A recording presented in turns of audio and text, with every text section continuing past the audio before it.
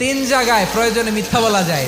এক নাম্বার, আপনার ওয়াইফকে খুশি করার জন্য, সে একটু এরকম না বলে একটু কৌশল করে বললে খুশি হবে, ওটা বলা যায়। দুই নাম্বার, জীবন মরণের ব্যাপার, যান বাঁচানোর জন্য একটু কৌশল করে ঘুরিয়ে বললেন, এটা জায়েজ। তিন নাম্বার, দুইজন ঝগড়া লাগছে তাদেরকে মিলিয়ে দেওয়ার জন্য কৌশল করে একটু মিথ্যা বলা, ঘুরিয়ে বলা যায়। দুইজনের মধ্যে দেখলেন যে সম্পর্ক খারাপ, একজনরে বললেন, ভাই সে তো ওই দিন আপনার ব্যাপারে অনেক প্রশংসা। কি আমার ব্যাপারে প্রশংসা? কি বললো? এই বললো আপনি নাকি এই করছেন ওই করছেন, অনেক প্রশংসা। লোকটার মন খুশি হয়ে যাবে তার ব্যাপারে, ঠিক কিনা?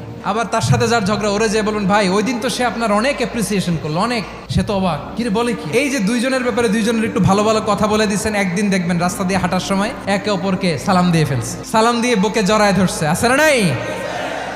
আবার মিলমিশ হয়ে গেছে। কিন্তু আমাদের স্বভাব হইলো, দুই প্রতিবেশী যদি একসাথে বসে একসাথে হাঁটে, দূর থেকে দেখলে আমাদের জলে, আছে না নাই?